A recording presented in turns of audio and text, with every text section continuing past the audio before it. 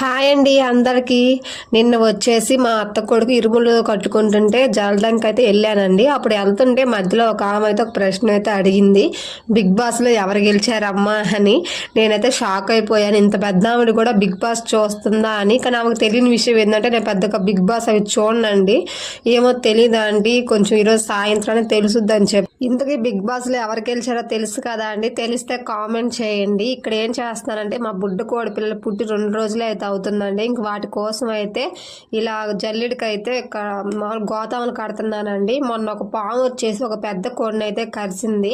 ఒకసారి రుచి పరిగిన పాము మళ్ళీ మళ్ళీ రాదని అయితే గ్యారెంటీ లేదు కదండి. ఇంక ఇక్కడ లోపలికి ఏమీ పోకుండా గోతాములు అయితే కట్టేసాను. కానీ మా కోడి పిల్లలు చిన్నయే కానీ అస్సలు దొరకట్లేదండి.